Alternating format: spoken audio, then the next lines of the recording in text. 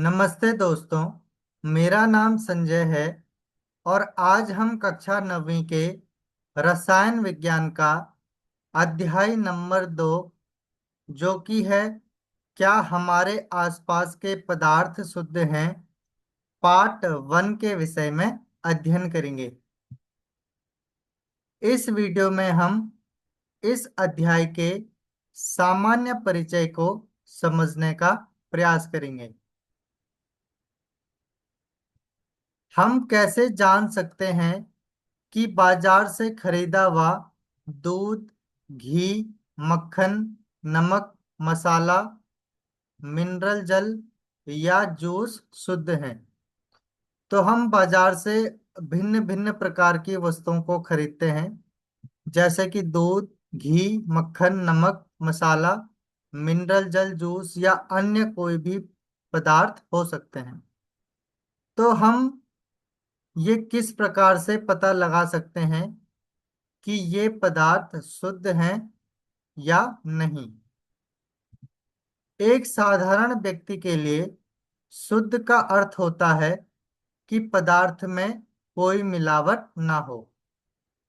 लेकिन वैज्ञानिकों के लिए ये सभी वस्तुएं विभिन्न पदार्थों के मिश्रण हैं, अतः शुद्ध नहीं है। तो जो साधारण व्यक्ति है, इसके लिए शुद्ध का अर्थ होता है कि पदार्थ में कोई भी मिलावट ना हो। परंतु वैज्ञानिक दृष्टिकोण से ये सभी वस्तुएं जो हैं, ये पदार्थ के मिश्रण हैं, अतः इन्हें शुद्ध पदार्थ नहीं कहा जा सकता। उदाहरण के लिए दूध जो है वो जल, वसा, प्रोटीन आदि का मिश्रण है। जब एक वैज्ञानिक किसी पदार्थ को शुद्ध कहता है, तो इसका तात्पर्य है कि उस पदार्थ में मौजूद सभी कण समान रासायनिक प्रकृति के हैं। एक शुद्ध पदार्थ एक ही प्रकार के कणों से मिलकर बना होता है। तो शुद्ध पदार्थ वह पदार्थ होता है जिसमें एक समान कण या एक समान रासायनिक प्रकृति वाले कण होते हैं। उदाहरण के लिए जैसे O2 या अन्य जितने भी तत्व हैं, ये सभी शुद्ध पदार्थ के अंतर्गत आएंगे। और जैसे शुद्ध नमक, शुद्ध घी, शुद्ध दूध, ये भिन्न भिन्न कणों से मिलकर बने होते हैं, अतः इनको शुद्ध पदार्थ वैज्ञानिक दृष्टिकोण से नहीं कहा जाएगा। जब हम अपने चारों ओर देखते हैं तो पाते हैं कि सभी पदार्थ दो या दो से अधिक शुद्ध अवयवों के मिलने से बनते हैं। उदाहरण के लिए समुद्र का जल, खनिज, मिट्टी आदि सभी मिश्रण है। तो जब शुद्ध पदार्थ को आपस में मिलाया जाता है, तो इससे मिश्रण का निर्माण होता है। मिश्रण क्या है? मिश्रण एक या एक से अधिक शुद्ध तत्वों या यौगिकों से मिलकर बना होता है। हम जानते हैं कि जल में घुले हुए सोडियम क्लोराइड को वाष्पीकरण या आसवन विधि द्वारा जल से पृथक किया जा सकता है। यद्यपि सोडियम क्लोराइड को अपने आप में एक शुद्ध पदार्थ है और इसे भौतिक विधि के द्वारा इसके रासायनिक अवयवों में पृथक नहीं किया जा सकता। उदाहरण के लिए जो NaCl है, यानी कि जो सोडियम क्लोराइड है, ये जो है ये एक शुद्ध पदार्थ है, क्योंकि भौतिक विधि द्वारा इसको हम Na और Cl दोनों में पृथक नहीं कर सकते हैं। तो जिसको हम पृथक नहीं कर सकते हैं भौतिक विधि द्वारा, वह एक शुद्ध पदार्थ कहलाएगा। और जब हम NaCl को जल में मिला देते हैं, तो दो शुद्ध पदार्थ जब आपस में मिल जाते हैं, तो ये मिश्रण का निर्माण करते हैं।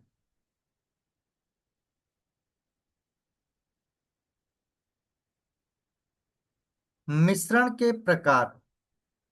अवयवों की प्रकृति के अनुसार विभिन्न प्रकार के मिश्रणों का निर्माण होता है। इस तरह मिश्रण के कई प्रकार होते हैं और इसे हम क्रियाकलाप 2.1 से समझने का प्रयास करते हैं। कक्षा को अ, ब, स और द समूह में बांटें। यानी कि कक्षा को हमने चार समूह में बांटना है। पहला समूह है अ, दूसरा समूह है ब, तीसरा समूह है स और चौथा समूह है द। एक बीकर जिसमें 50 ml जल और 1 चम्मच कॉपर सल्फेट चूर्ण हो, समूह अ को दें। तो समूह अ को हमने 50 ml जल और 1 चम्मच कॉपर सल्फेट दिया है। जबकि समूह ब को एक बीकर में 50 ml जल तथा 2 चम्मच कॉपर सल्फेट चूर्ण दें। अब ब को भी हमने 50 ml जल दिया है, लेकिन कॉपर सल्फेट चूर्ण जो है वो 2 चम्मच दिया है, तो इसलिए हमने यहाँ पे दो इस तरीके से लाइनें खींच ली। अब कॉपर सल्फेट और पोटेशियम परमैंगनेट या साधारण नमक, जिसे हम सोडियम क्लोराइड भी कहते हैं, समूह 100 और 2 को दें। दोनों को अवयवों की पृथक पृथक मात्रा दें। तो समूह 100 और 2 को हम कॉपर सल्फेट और पोटेशियम परमैंगनेट या कॉपर सल्फेट और साधारण नमक के मिश्रण को अलग अलग मात्रा में समूह 100 और 2 को देते हैं। अब पृथक पृथक समूह के उन अवयवों को मिलाकर मिश्रण तैयार करें। अब जो अवयव इनको दिए गए हैं, उन अवयवों से मिश्रण को हम तैयार करते हैं। उनके रंग और बनावट के आधार पर एक रिपोर्ट तैयार करें।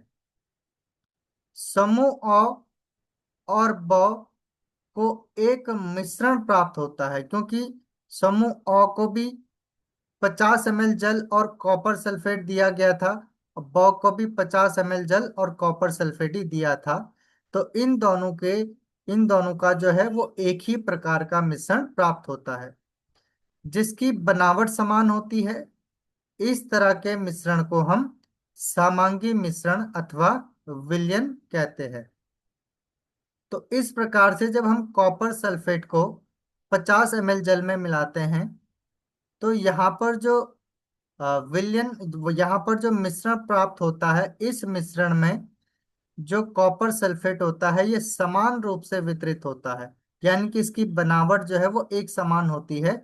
इसी प्रकार इस तरीके के मिश्रण को या इस तरीके के समांगी मिश्रण को ही हम विलयन कहते हैं। तो मिश्रण का एक प्रकार यहाँ पे आ गया, विलयन।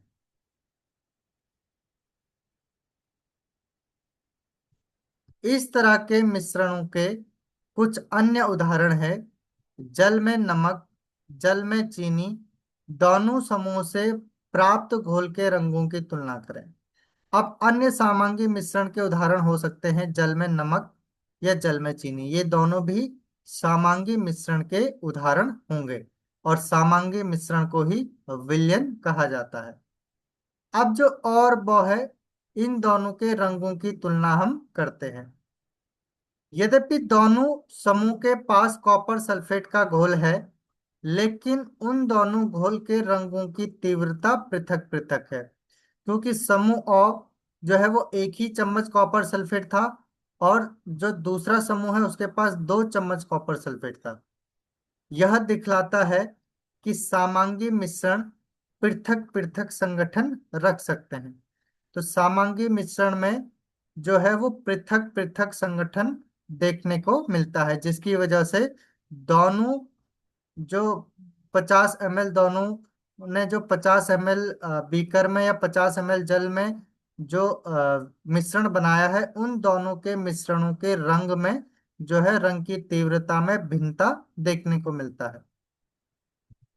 समूह 100 और समूह 2 ने जो मिश्रण प्राप्त किया है उसके अंश भौतिक दृष्टि से पृथक हैं। इस तरह के मिश्रण को विषमांगी मिश्रण कहते हैं। अब समूह 100 और समूह 2 ने जो मिश्रण प्राप्त किया है उनके अंश जो है वो भौतिक दृष्टि से पृथक हो सकते हैं या पृथक हैं। इस तरह के मिश्रण को हम क्या कहते हैं? विषमांगी मिश्रण। सोडियम क्लोराइड और लोहे की छीलन, नमक और सल्फर एवं जल और तेल विषमांगी मिश्रण के अन्य उदाहरण है। अब जैसे जल और तेल ये आपस में सही तरीके से मिक्स नहीं होते हैं, तो ये जो है विषमांगी मिश्रण का उदाहरण होगा। ठीक इसी प्रकार से नमक और सल्फर ये भी विषमांगी मिश्रण के उदाहरण होंगे। अब हम क्रियाकलाप 2.2 को समझने का प्रयास करते हैं। आइए पुनः कक्षा को 4 समूहों अ, ब, स और द में बांटें। प्रत्येक समूह को नीचे दिए हुए नमूने में से एक दें। समूह अ को कॉपर सल्फेट के कुछ क्रिस्टल दें। समूह ब को 1 चम्मच कॉपर सल्फेट दें। समूह 100 को चौक का चूर्ण या गेहूं का आटा दें, जबकि समूह 2 को दूध या स्याही की कुछ बूंदें दें। तो आपको ये ध्यान रखना है कि जो ये 4 समूह हैं इन 4 समूह को क्या क्या दिया गया है, उसी से हम जो है वो विलयन के प्रकार को समझने का यहाँ पर प्रयास करेंगे। छात्रों को कांच की छड़ की सहायता से नमूनों को जल में मिलाने को कहें। क्या कण जल में दिखाई देते हैं? तो इसको मैं यहीं पे समझाने का प्रयास करता हूं।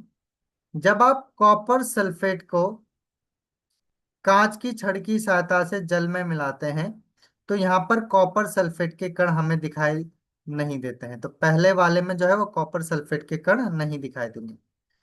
समूह ब जब 1 चम्मच कॉपर सल्फेट को भी हम छड़ की सहायता से जल में मिलाएंगे तो यहाँ पर भी हमें क्या नहीं दिखाई देगा? कॉपर सल्फेट के कण नहीं दिखाई देंगे। परंतु जब हम चौक का चूर्ण या गेहूं के आटे को जल में छड़ की सहायता से मिलाने का प्रयास करते हैं तो यहाँ पे हमें जो है वो कण देखने को मिल जाते हैं। तो यहाँ पे हमें जल में चौक के कण या गेहूं के कण देखने को मिल जाएंगे। और इसके अतिरिक्त दूध या स्याही की कुछ बूंद को जब हम जल में मिला लेते हैं तो इनके कण भी यहाँ पर हमें नहीं दिखाई देते हैं। अब टॉर्च से प्रकाश की किरण को बीकर पर डालें और इसको सामने से देखें। क्या प्रकाश की किरण का मार्ग दिखाई देता है?